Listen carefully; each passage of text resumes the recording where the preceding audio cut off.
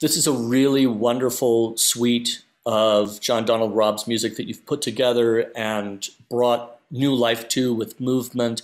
I was wondering, what was your original conception for this? You were finding pieces to work together. What drew you to these particular pieces? And were you really thinking of it as uh, like a complete four movement piece from the beginning? Feel like I assume that I work in like unconscious, subconscious levels, and then like Right. stuff happens, and then I'm like, yeah, this is what needs to happen. Mm-hmm. And so I feel like I just acknowledge that, and then sometimes, but in terms of choosing the music, um, I tend to gravitate towards string, so like that string quartet that Mm-hmm. we used felt like a pivotal part of the piece from the beginning. Mm-hmm.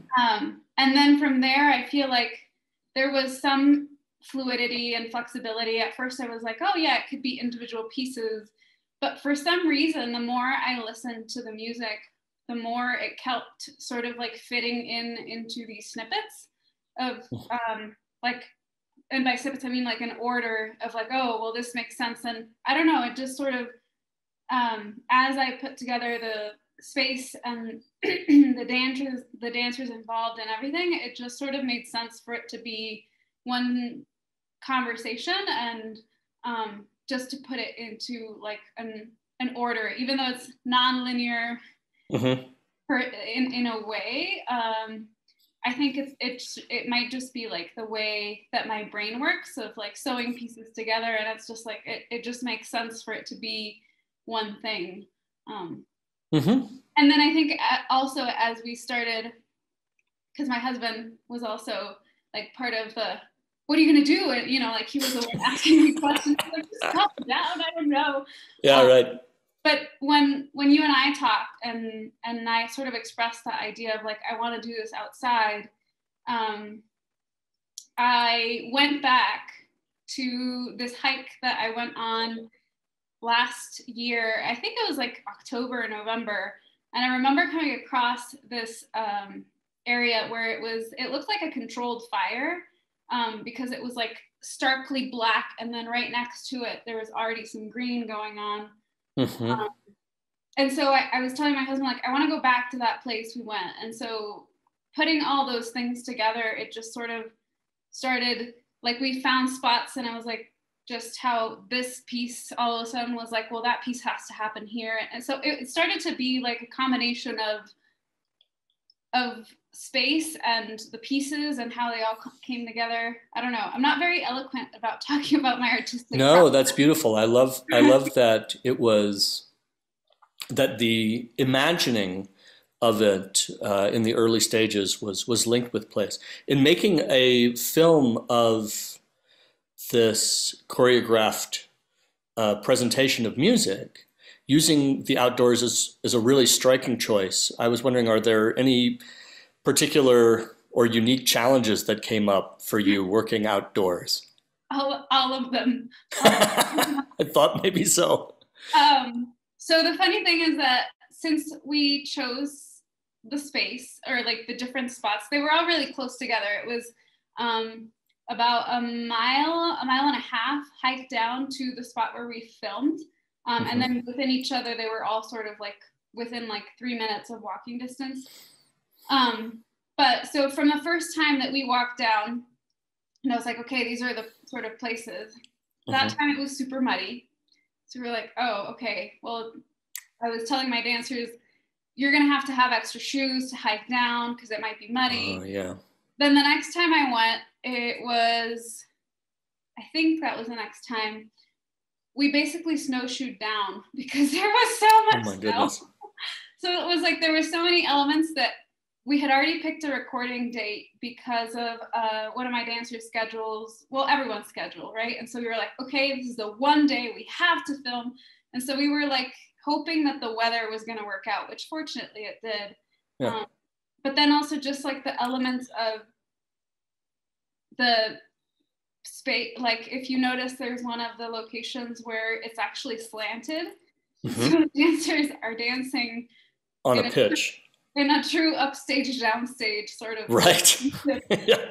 And so just like navigating that was really interesting. And then of course, like the lighting, the adventure of like playing with the sun, everything around us, the nice little slope that in my brain was like, and then the dancers will dance here. And then it's like, well, I guess I wasn't that kind when I was like, and then they're going to be running up stage, you know? Yeah. I'm sure it added a slightly more athletic component to it. Yeah. So I mean that among, you know, all the different things, but those are like some fun little pieces for you to. That's terrific. Yeah. The string quartet movement choreography, to me, has some faint traces of a sort of an older, genteel social dance, and maybe suggested by the classical nature of the quartet. Am I just imagining that, or was that maybe a part of your thought structure there? I think it might just be a little bit of your interpretation, but I wouldn't say it's not there.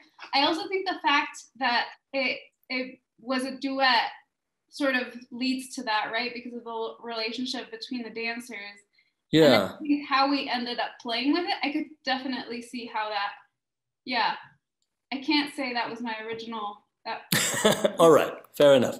So to me, the emotional crux of the whole suite is the solo dance that comes third in the order on Tears. What was your approach to working on that? So that one was, I think, very much space oriented. There was it all started because on the hike down there were these trees, not the ones we ended up using, but another one that really had that sort of like structure of, they looked like in community, but at the same time sort of like draping down. So when I saw that, I was like, oh, I want that one, but that one was definitely at a slope where it was like, that's impossible to use. Yeah. So we looked for something similar, and once I sort of like had solidified, okay, I sort of see this happening inside of these trees. It just sort of became a dialogue with that space of being within something. And that piece was also like a deep collaboration with the dancer. I've worked with Caitlin for many, many years, and sort of like just, there are parts of that solo, unlike some other parts of the suite, that are actually improvised. So just like talking, and it's funny because that was the first time she was actually in the space. So it was mainly me like giving her images about, okay, this is where we're going to be dancing. This is what I'm thinking, and here's the music, and sort of like playing with that. So I think collaboration with space and the dancer,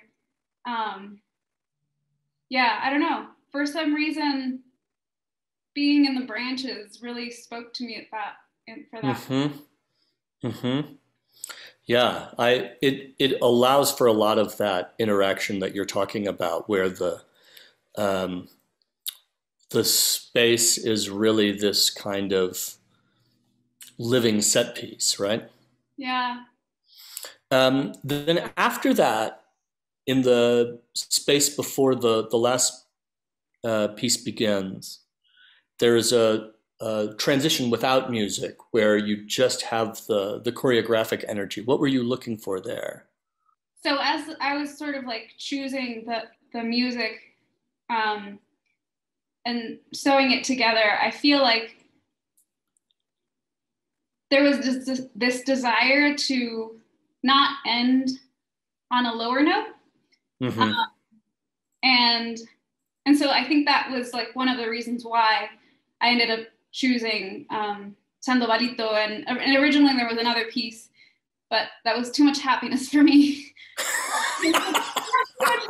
Anyway, but so like in that sort of desire of like, okay, let's just not end on this really dark spot, but to end with this final piece, I was also like, that's very jarring for me to like go from this moment and like these conversations between both dancers, like even from the first solo of like, I'm getting very old. The title is, what is the title? I'm very old tonight. Tears like, I think those to me in my brain are very much related. Mm-hmm. And then to jump to, like, I don't know, for some reason the string quartet was like the full conversation, and then it had to have like a culminating sort of portion. Mm-hmm. And so we were just like, okay, let's just play with some silence and just like transition the energy so that people don't all of a sudden feel like we've like given them shaken baby syndrome by like, Mm-hmm. okay, and now you're great, you know? Right. So, Right. yeah. I Well, I think think it works very effectively. I wish that section would be longer, but in the next version of the piece, we'll make it longer.